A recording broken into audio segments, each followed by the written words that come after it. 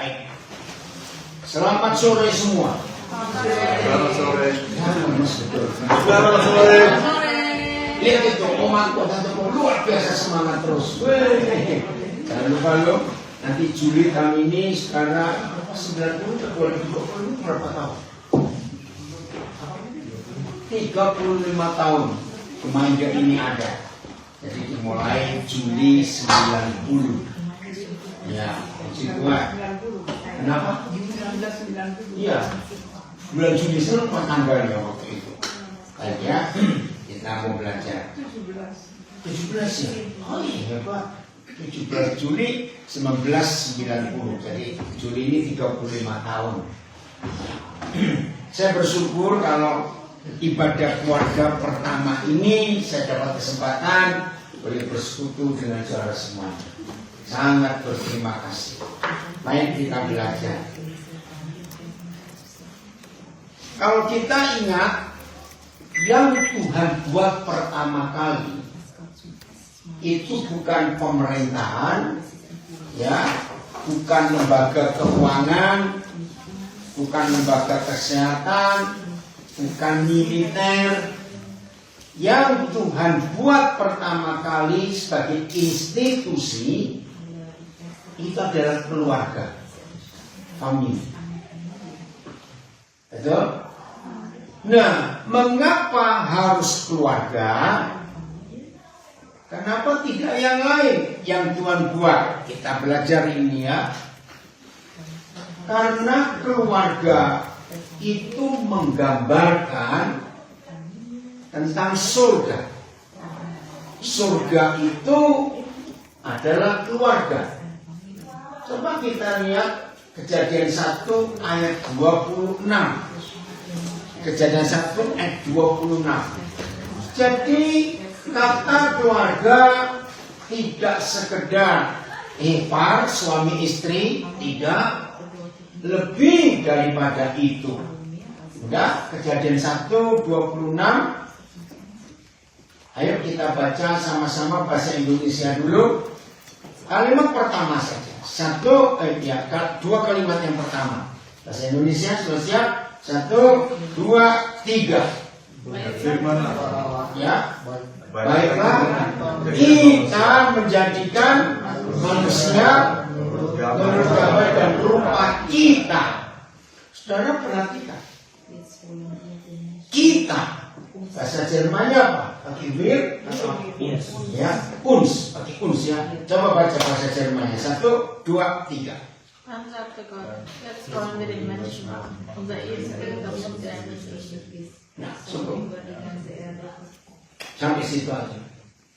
Pernah nggak saudara menanyakan, lah Tuhan kita berapa?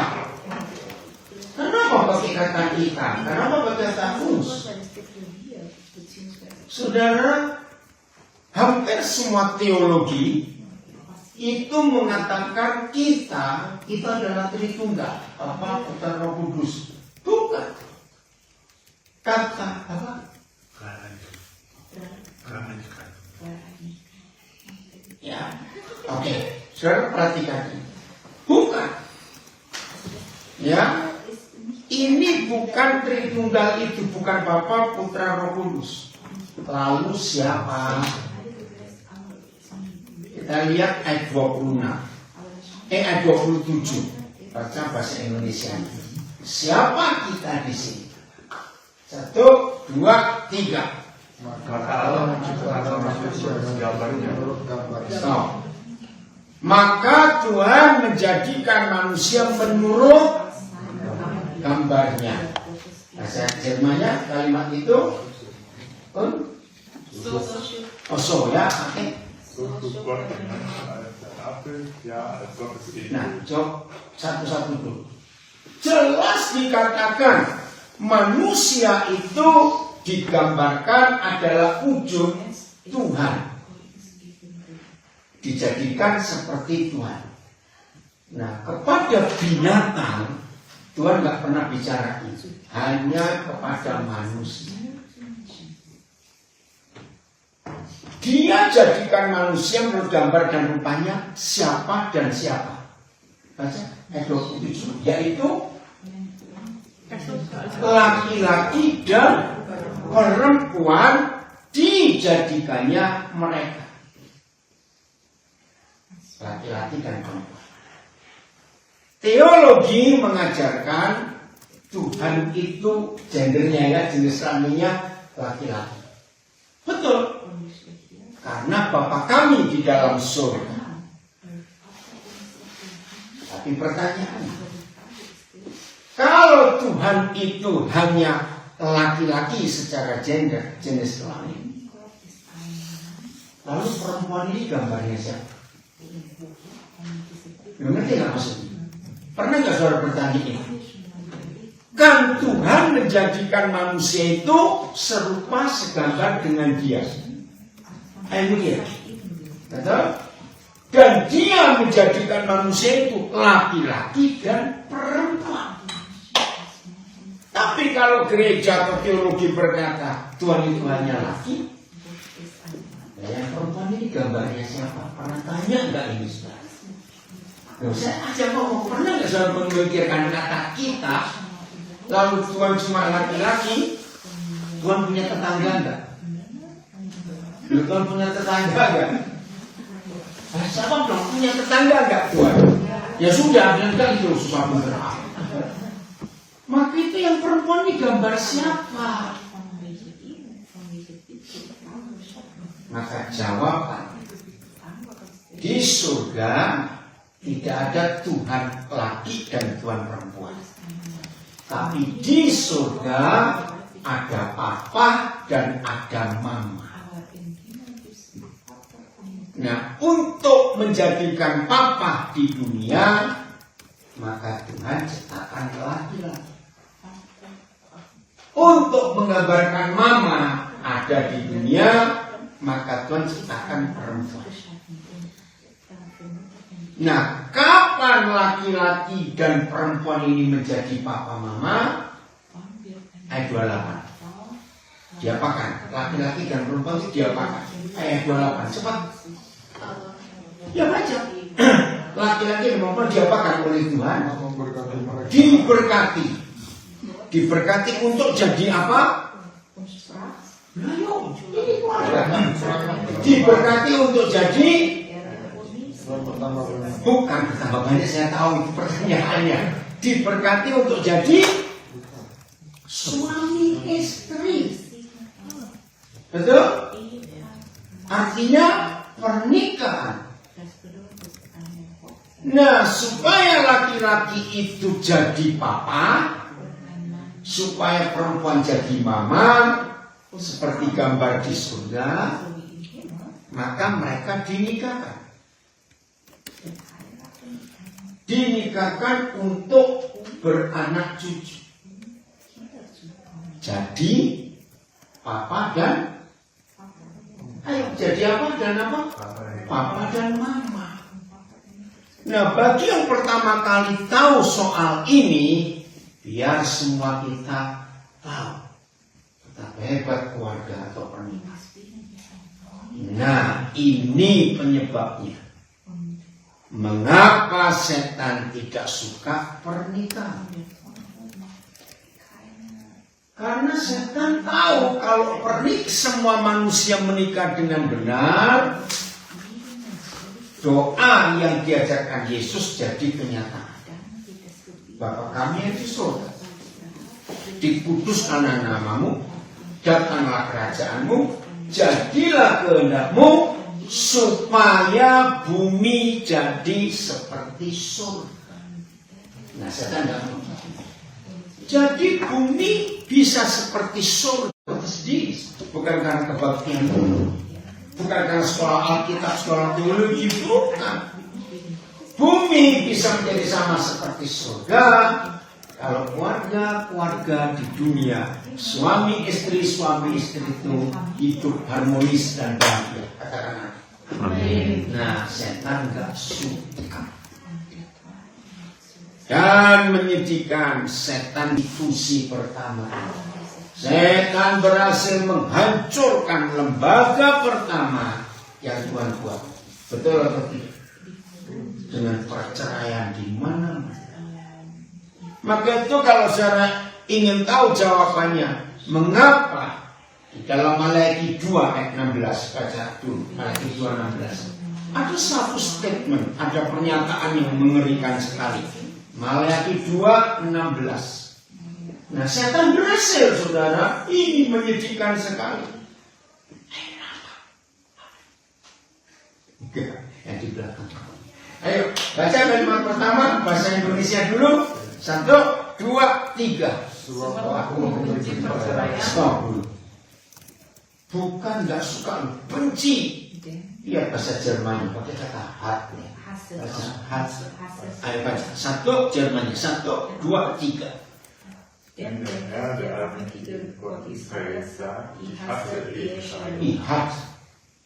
Bukan nggak suka, benci, saudara. Mengapa? Ada banyak Tuhan di dunia ini, tapi Tuhan satu-satunya yang berkata, aku benci perceraian. Cuma Yahweh Tuhan kita. Kenapa? Karena kalau ada perceraian suami istri, anak-anak jadi bingung. Ini cara pertama iblis merusak pernikahan dengan free sex. Nah, cara iblis merusak yang kedua dengan LGBT. Sehingga kacau dunia. Saudara, kalau saudara mengikuti pelantikan Presiden Trump tanggal 20 Januari yang lalu, betapa Tuhan hebat pakai orang itu. Dengan tegas dia berkata bahwa Amerika akan bisa jadi great again, jadi besar lagi. Karena Amerikanya punya 2 gender, male and female. Wah, itu keempat dunia. Karena setan merusak. Kalau saudara dengar salah satu hamba Tuhan yang berdoa, ada 5 hamba Tuhan diminta untuk berdoa, termasuk seorang rabi. Itu kayak KKR besar. Nah, ketika pendoa pertama itu Franklin Graham, anaknya almarhum Billy Graham, dia berdoa dengan tegas, terima kasih Tuhan, 4 tahun Amerika dalam kegelapan, Dark Ages, dan hari ini Tuhan membuat terang itu terbit kembali. Saudara, lihat rusaknya Eropa sebagai pusat kekristenan dunia. Kapan rusaknya? Setelah angka perceraian tinggi dan orang tidak menghormati pernikahan. Jadi saya harap dengan pengertian ini masing-masing kita betul-betul menghormati pernikahan. Karena ini institusi pertama di dunia. Jaga baik. Nah, bagaimana caranya supaya keluarga itu tetap utuh? Sederhana sekali. Musuh utama persatuan suami istri, jangan bilang setan, terlalu besar, hal kecil. Musuh utama pernikahan itu curiga. Apa bahasa Jerman curiga? Mulai nggak percaya satu dan lain. Apa curiga? Nah, cepat cari.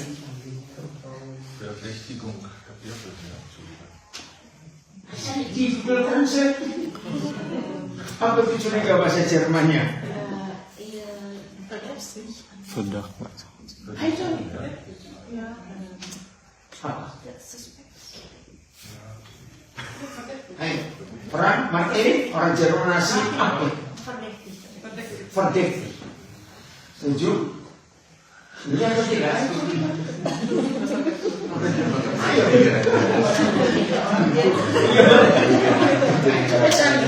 Bahaya ini. Kalau siapa orang Jerman nggak ada bahasa Jerman curiga.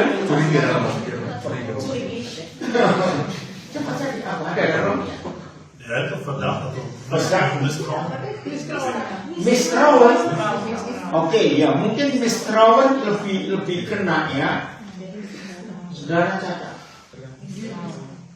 Curiga ini awal dari perceraian.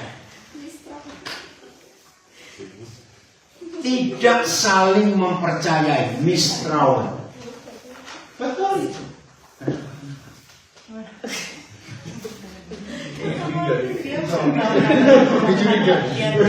Ada mistrawan, jadi makin nggak tahu. Oh, nggak tahu juga. Jadi gimana caranya tahu? Orang di Jerman juga bagaimana? Nggak ada juga mistrawan. Ada Misstrauen. Ya, ada Misstrauen, ada Verdacht, semua ada. Oh, sama. Di Tidak, antara tapi mereka nggak ada, makanya dia. oh, luar biasa.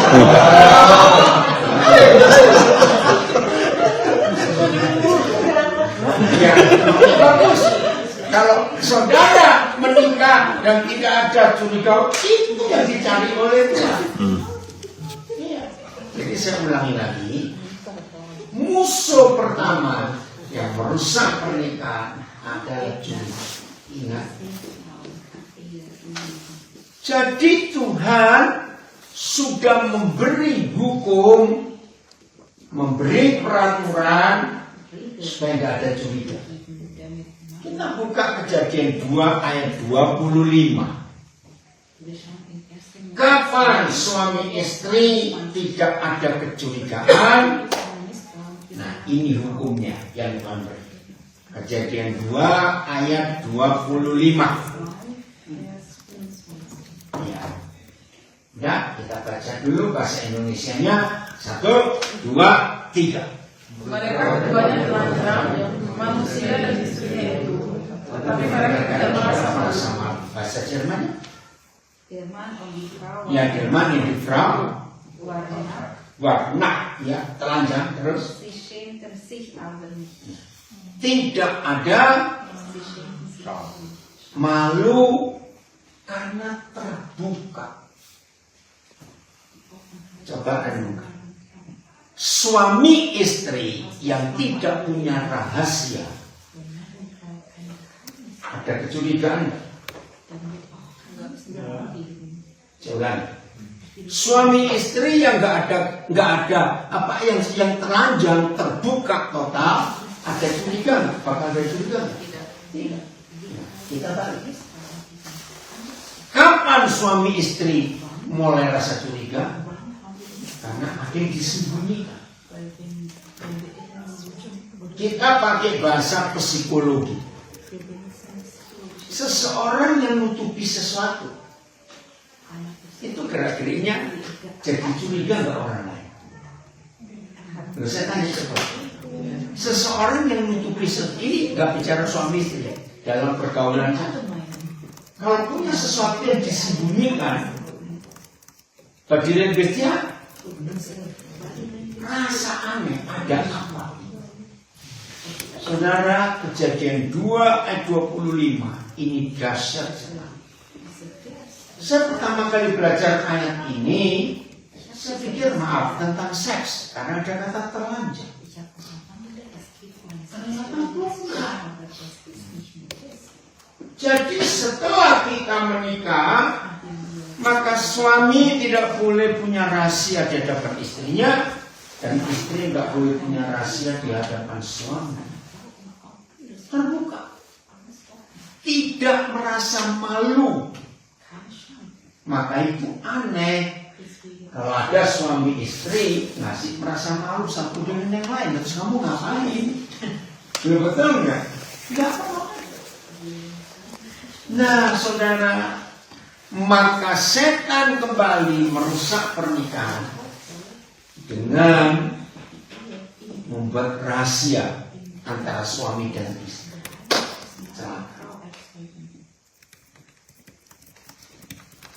Masih ingat Tuhan Yesus adalah satu-satunya pribadi yang pernah berkata, sebab di mana ada apamu, di situ ada amamu. Tuhan Yesus bilang apa itu? Sebab di mana ada hartamu, di situ ada hatimu. Saya kalau konseling pranikah, maka hal ini yang pertama kali saya bahas dengan mereka. Nanti kalau kalian menikah, apakah kalian akan jujur soal keuangan atau tidak? ternyata 96% manusia yang mau menikah justru menutupi masalah keuangan. Dan ini berbahaya. Coba renungkan. Kalau harta itu disimpan di hati, dan hati itu tempatnya harta. Kalau menikah itu satu hati atau dua hati? Biasanya satu hati. Nah, tapi kalau hartanya pisah, hanya Tuhan Yesus berbicara ini. Apanya yang pisah? Hati. Apa artinya orang menikah hatinya pisah?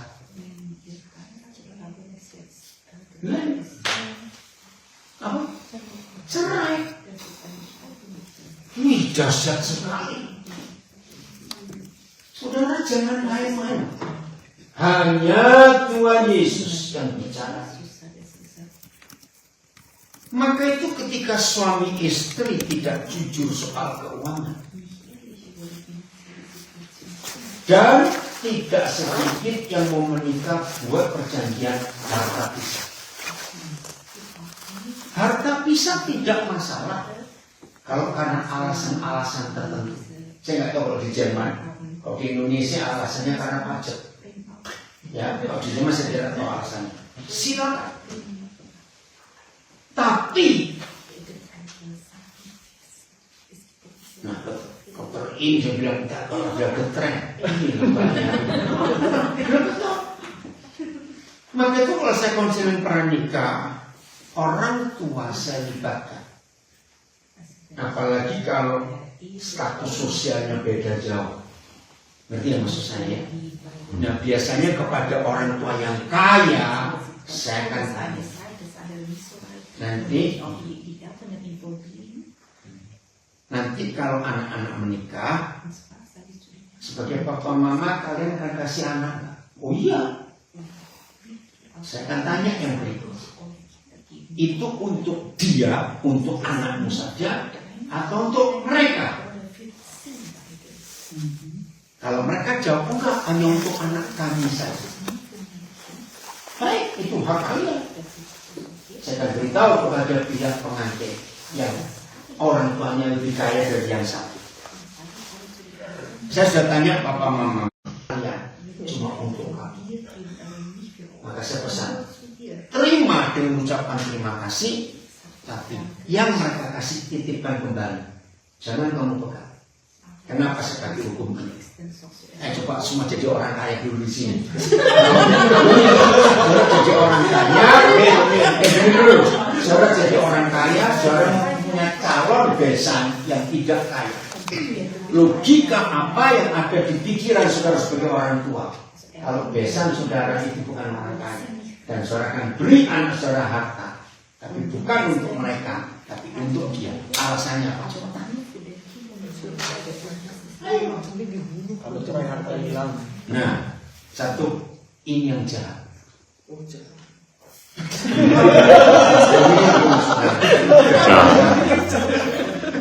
Ya, jadi kalau ada orang tua yang saya konseling untuk anak-anak yang menikah dan mereka pesan, tolong ya Pak, nanti mereka pisah harta, saya batalkan pernikahan. Satu-satunya alasan orang tua menyiapkan pisah harta cuma satu, kalau cerai supaya nggak repot. Lo wajar tidak?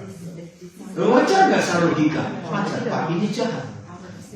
Itu seperti ada seorang papa lahir, terus papa ini beli peti mati untuk anak itu. Lo sama ya? Orang anaknya belum menikah. Ini anak belum menikah, tapi papa mama sudah menyiapkan perceraiannya. Kan kurang aja. Ya betul. Tapi itu untuk apa nikahkan anak? Nikah aja belum, tapi kamu persiapkan perceraiannya. Ini jahat. Betul nggak pemikiran? Cepat jawab. Betul nggak? Silakan. Betul tidak? Jawab penangguh. Betul tidak? Ya. Tapi sekarang nggak benar dalam hidup pernikahan saudara. Kenapa? Menjaga kemungkinan. Nah itu nggak mungkin. Ngapain jaga kemungkinan? Ini kejahatan dalam pernikahan. Harta harus satu. Punya konto nomor yang berbeda, punya rekening bank berbeda silakan. Tapi jumlah harus saling tahu. Karena kalau sampai ada rahasia, berarti pisah. Di hadapan Tuhan, pernikahan yang sudah ada kecurigaan, itu nggak perlu pengadilan, sudah sah cerai di hadapan Tuhan. Ngeri sekali. Nah, rahasia ini yang berhasil setan pakai sekian ribu tahun pernikahan manusia di dunia ini, setan berhasil merusak. Dan dimulai dengan harta, uang, hati-hati. Serius. Bertahun-tahun saya mengkhotbahkan fakta ini, ternyata tidak sedikit baik itu pendeta maupun Tuhan, mereka dua bukan suami istri. Bagus. Oh sebentar. Oh ini apa ini? Ini jalan nggak? Ini masih ada? Masih jalan ya, tapi dari tadi terus. Oke. Oke. Jadi yang setan buat setelah kita tahu prinsip Alkitab soal pernikahan, soal keluarga, itu mewakili surga ada di bumi. Jadi setan berusaha membuat perceraian. Kembali lagi, maka itu kalau ada suami istri secara hukum, baik hukum gereja, hukum negara, mereka menikah. Tapi masalah uang terpisah. Bukan soal konto nomor, ya, bukan soal nomor bank. Silakan suami istri taruh uang di bank mana saja, pilihan masing-masing. Tapi jumlah harus saling tahu. Tidak boleh ada kecurigaan. Maka itu kalau ada suami istri sudah menikah tapi hartanya saling disembunyikan, maka di hadapan Tuhan mereka bukan suami istri. Dan kalau dua orang ini masih melakukan hubungan seks, maka di mata Tuhan ini perzinahan. Sebab hatinya nggak satu. Kenapa hati nggak satu? Karena hartanya dipisah. Maaf, kenapa? Kenapa?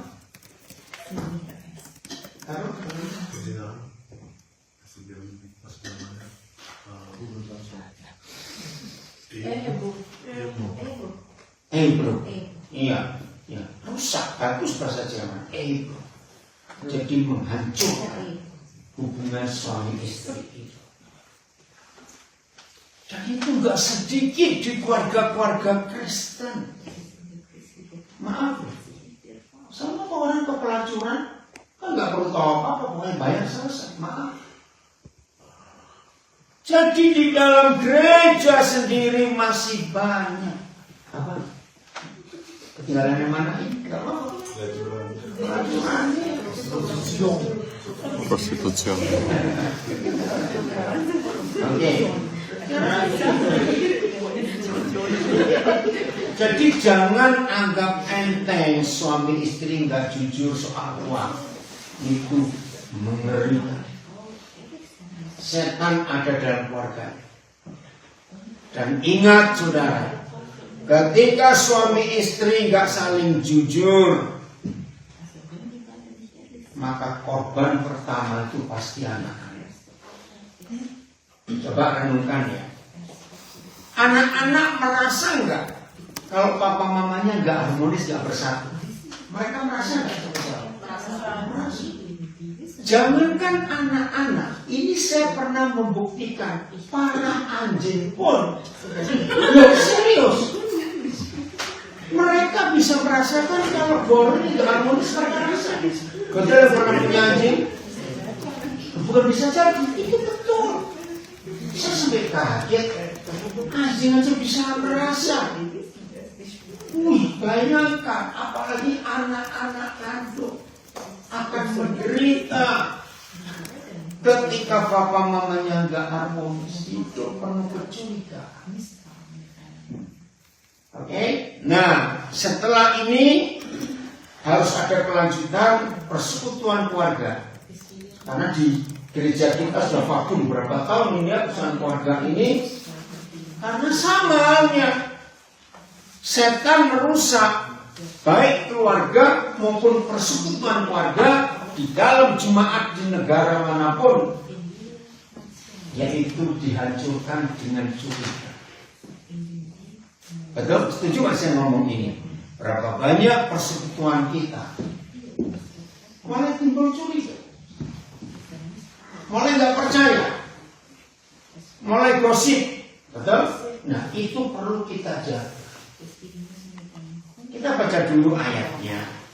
Yakobus 5 ayat 16. Yakobus 5 ayat 16. Wih, setan paling tidak suka kalau ini kita kerjakan secara nyata dalam hidup kita. Setan gak suka benar-benar, saudara. Perhatikan. Sering gak kita dengar khotbah Yakobus 5:16 bagian yang B? Doa orang yang benar, bila dengan yakin didoakan, maka doa itu bagaimana? Besar kuasanya, artinya dijawab. Nah, tapi hampir semua pendeta yang khotbah ayat ini tidak pernah menjelaskan kapan kita jadi orang benar supaya doa kita besar kuasanya. Ternyata dari kalimat pertama itu memberitahu kita kapan kita jadi benar. Coba baca mulai kalimat pertama. 1, 2, 3. Supaya kamu benar. Ya, sembuh dan benar itu sama sebetulnya, di cover, dipulihkan. Nah, karena ditulis sembuh, maka jelas beda dengan benar. Sehingga banyak gereja di Indonesia tidak menyambung satu ayat ini. Karena satu sembuh, satu benar. Tidak nyambung, bukan? Tapi kalau kita baca, hendaklah kamu saling mendoakan, saling mengaku dosamu dan saling mendoakan supaya kamu benar. Nah, begitu kita jadi orang benar, doa kita berkuasa. Ternyata menjadi orang benar bukan rajin ke gereja, rajin berdoa, rajin baca Alkitab. Bukan. Ternyata menjadi orang benar itu jujur, terbuka, nggak ada rahasia dalam hidup ini. Coba renungkan, mana lebih mudah ngaku dosa ke Tuhan atau ke saudara? Ayo, mikir. Mana lebih mudah ngaku dosa ke Tuhan atau ke saudara kita yang lain? Cepetan, mana lebih mudah untuk sendiri? Jawaban lebih mudah kita jadi anak yang begitu. Iya, kenapa lebih mudah ngaku dosa ke Tuhan? Karena Tuhan nggak pernah mulut ember. Betul tidak? Mulut kita gampang. Apa bertengkar apa kesencik? Ngerti dong? Nah, saudara, ini yang dibenci oleh iblis. Jadi setan itu paling suka kalau kita nggak jujur. Nah, dasarnya dia penipu dan pembohong. Really? Maka itu ketika suami istri nggak pernah saling berdoa, saling ngaku dosa, setan bekerja di situ. Nah, ini ayatnya yang mendukung Kejadian 2 ayat 25. Hendaklah kamu saling mengaku dosamu dan saling mendoakan. Itu artinya nggak ada rahasia di antara kita. Ayo jujur, kalau nggak ada rahasia yang kita sembunyikan, kira-kira kemanusiaan kita ini aman nggak? Ayo, persoalan kita ini aman nggak kira-kira? Loh, cepat jawab, aman nggak? Aman. Kenapa? Gak ada curiga lagi di antara kita. Semuanya apa adanya, semuanya terbuka. Dan ini yang Tuhan minta di antara kita. Saya tanya Pak, mudah atau susah untuk terbuka dengan siapa saja? Nah, buat saya mudah, saya nggak pernah takut apa saja. Ya. Jadi, ayo kita belajar untuk jujur, untuk terbuka kepada siapa saja. Apalagi kepada suami istri. Tidak boleh ada rahasia sedikit. Oke, saya berikan fakta. Siapa pernah mengalami ada orang salah ngomong, yang satu salah dengar? Terus salah ngomong, salah dengar. Kenapa, Frank? Itu 2 kali minus dari plus. Ya. Plusnya belum tentu plus minus lagi. Saudara, sekian banyak tahun saya jadi hamba Tuhan, masalah yang satu ini Tuhan pun nggak bisa menyelesaikan. Betul nggak? Ayo, yang dianggap salah ngomong, mau terima nggak kalau dia salah ngomong? Ayo, mau terima nggak dianggap dia salah ngomong? Nah, yang salah dengar nggak mau ngakui kalau dia salah dengar. Lihat atau tidak, jawablah ya. Nah, ini rusaknya persekutuan kita. Dan setan menang di area ini. Ada nggak suami istri bisa salah ngomong dan salah dengar? Pada dekat tuh. Pada dekat loh, bukan jauh. Apalagi yang pakai telepon, apalagi yang pakai WhatsApp, bisa salah nggak itu? Saudara, betul nggak kalau saya temukan ini Tuhan pun nggak bisa menyelesaikan masalah ini? Ya atau tidak? Kenapa Tuhan nggak bisa menyelesaikan masalah ini? Ya karena nggak ada bukti rekaman, kamu itu ngomong apa? Nah, ini rusaknya keluarga dan rusaknya persekutuan. Maka itu dengan firman ini, ayo kita melangkah di gereja kita. Mulai hari ini akan terus berjalan bersama keluarga. Saya nggak tahu berapa bulan sekali, berapa kali sebulan, terserah saudara. Tapi mulai dengan kejujuran. Saya coba mencari jawaban. Kenapa ada orang bisa salah ngomong dan salah dengar? Padahal yang ngomong belum tentu salah, juga belum tentu benar. Yang dengar juga belum tentu salah dan belum tentu belum tentu benar. Betul? Lalu ini kenapa? Nah, saya nggak tahu bahasa Jermannya. Coba lihat Efesus 6 ayat yang ke-12. Bahasa Indonesia itu Efesus 6. Ya. Coba lihat bahasa Indonesia dulu.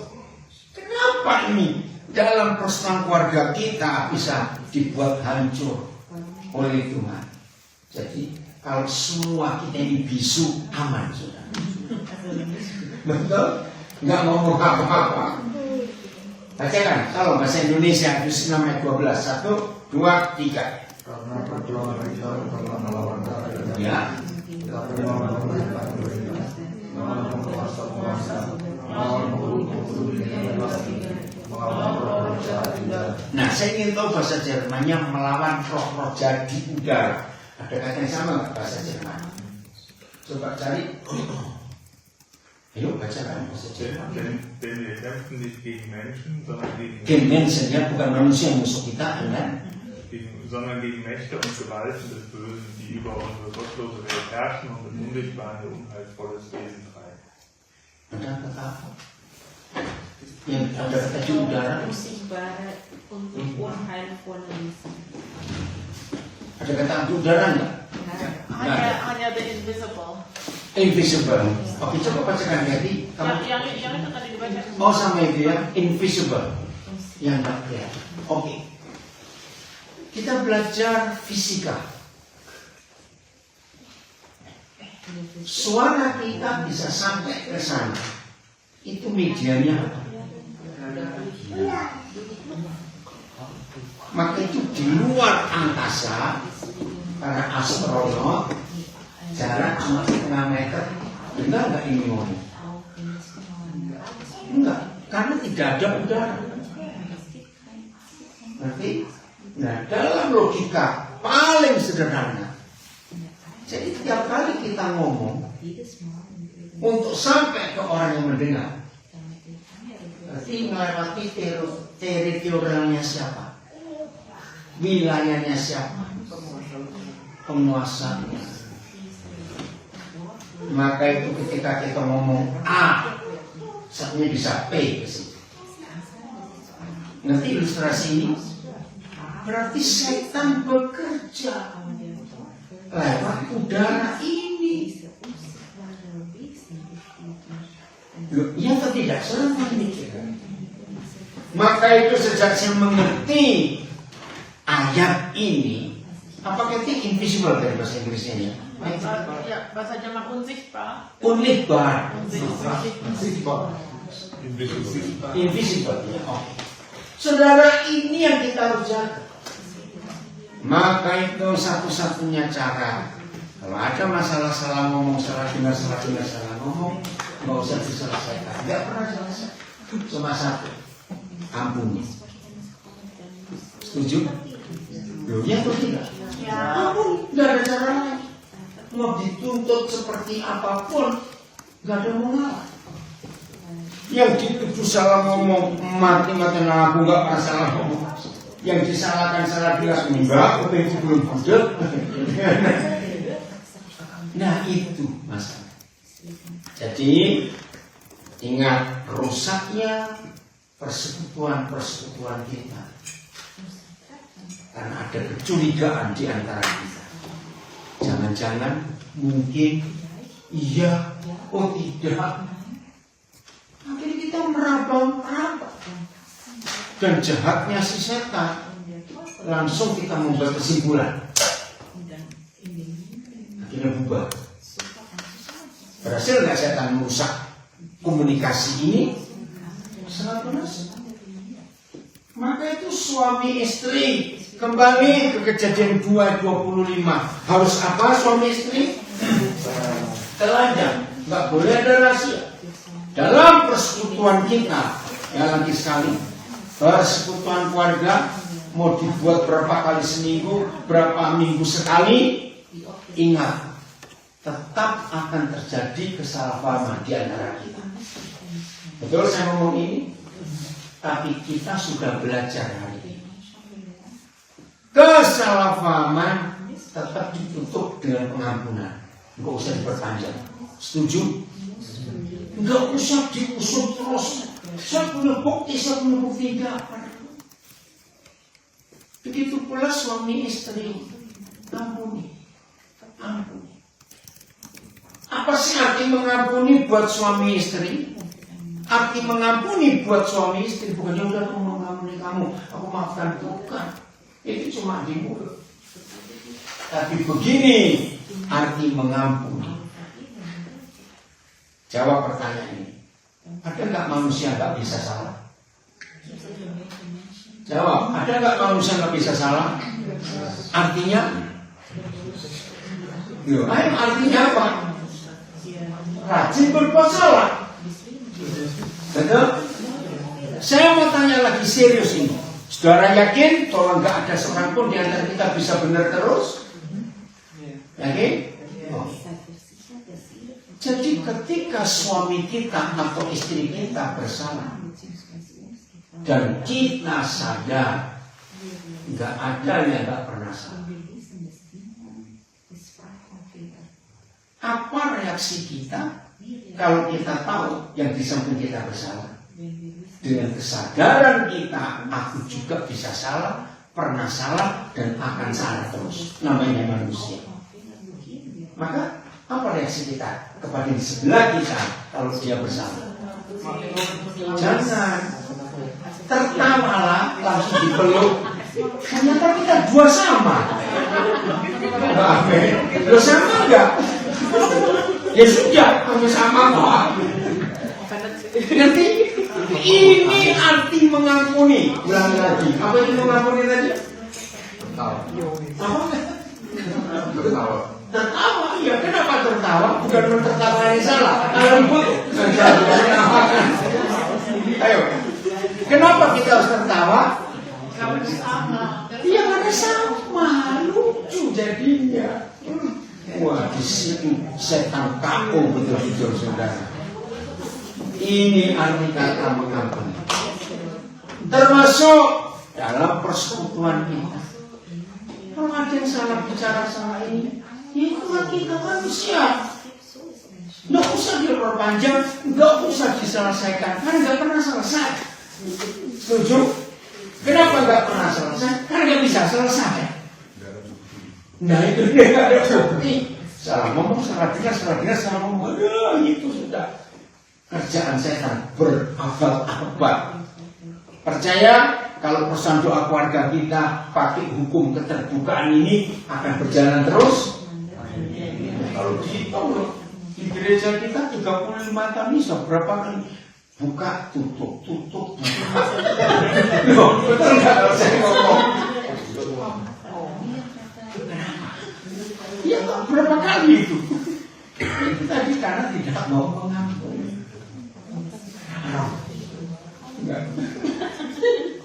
Setuju saya ngomong ini mau berubah mulai hari ini?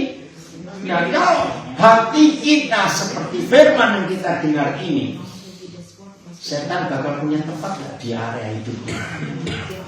Ayo, setan bakal bisa punya tempat nggak di area hidup kita untuk mengacaukan? Nggak ada.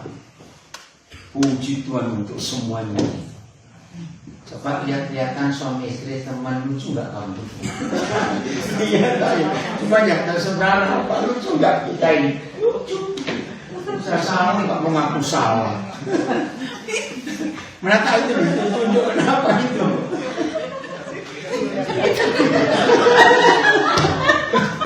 Kenapa menunjuk nafas dan tertawa? Mau disawat kamera? Oke, ada yang mau tanya di sini? Ayo. Tadi Pak Gembala sudah bilang enggak. Tanya jawab. Silakan. Yang di rumah nanti operator Senata bisa bacakan. Silakan nulis. Yang di Zoom, Instagram, Facebook. Ayo. Ayo. Pulang. Bukan total. Bawaan mama itu. Ya, silakan. Tadi yang konteksnya di Yakobus 5 ayat 16 itu konteksnya keluarga atau Semua. Jadi kita nggak boleh punya rahasia. Nggak boleh. Untuk apa? Orang yang punya rahasia berarti punya dosa. Kadang-kadang nggak seperti itu. Kadang-kadang bisa Iya, dipakai iya. di kedepannya kita ngomong itu bisa dipakai untuk organisasi kita di. Ya, nggak usah takut soal. Jadi gini. Ada hal-hal, kenapa? Ada hal-hal tertentu yang tidak perlu orang tahu. Nah, itu contohnya. Ya, tidak apa-apa. Itu rahasia. Secara terbuka, itu bukan rahasia. Itu pribadi. Beda dengan rahasia. Privacy. Iya. Karena kalau gini ya, semua kata yang dirahasiakan itu pasti negatif. Tapi ada area pribadi. Nah itu bukan negatif. Ya, pokoknya jangan beri tempat kepada setan untuk bisa sembunyi. Jadi kata rahasia yang Tuhan izinkan di sini, yang Tuhan katakan jangan beri tempat kepada setan untuk agar kita sembunyi.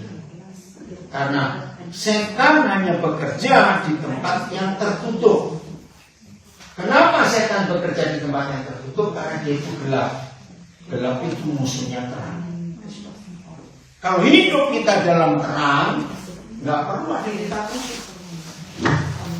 Nggak perlu ditakuti. Karena apa? Ya terbuka semua kok. Semuanya, mulai hari ini kita hidup dalam kebenaran. Hidup yang nggak ada rasa itu lega, enak sekali. Coba saya yakinkan saya. Orang yang hidup pakai topeng, dia capek. Betul, dia capek. Kenapa capek? Jadi balik lagi, karena ada banyak rahasia yang disembunyikan supaya orang-orang tidak tahu. Nah, di sini kita melihat satu-satunya dosa yang paling Yesus benci adalah kemunafikan. Betul tidak? Maka kita lihat hidup Yesus dengan orang munafik, itu luar biasa. Hidup jangan pakai topeng, belajar terbuka untuk apa saja dalam hidup. Setuju? Lega hidup yang nggak pakai topeng, saudara, itu hidup itu enak loh, saudara. Kemana saja itu bebas sekali. Tapi kalau ada satu ketemu orang sambil bingung, dia tahu nggak? Saya di mana? Capek nggak hidup seperti itu? Nah, bersyukur kepada Tuhan. Kemarin malam Carlo cerita sejak kapan dia kenal saya sampai hari ini. Saya bersyukur kepada Tuhan. Saya jadi hamba Tuhan, gak ada yang satupun saya rahasiakan. Semua orang bisa melihat hidup saya. Kemanapun saya pergi, gak ada. Jadi ini bahasa Jermannya apa ya? Yang saya tutupi, jaga image, gak ada. Apa adanya hidup ini. Dan itu luar biasa. Tulisan. Oh, jadi gak ada. Ada lagi yang mau tanya? Aku mau tanya. Ngerti semua atau nggak ngerti semua? Lakukan ya, kalau kita ngerti, lakukan firman ini. Wah, maka hidup akan luar biasa. Oke. Udah? Oke, kalau tidak ada, saya berikan kepada Gembala. Luar biasa, saudara. Kita bersyukur untuk waktu yang manis. Jadi, persekutuan keluarga kita lanjutkan. Amin. Entah berapa kali seminggu, entah berapa minggu sekali, urusan saudara yang penting ada keakraban di antara kita, gak ada yang kita sembunyikan. Amin. Puji Tuhan. Tuhan memberkati kita semuanya. Untuk tangan bersuara pura yang ketemu besok sore jam 11:30, 16:30 WIB ya. Kita ketemu ibadah di sini. Karena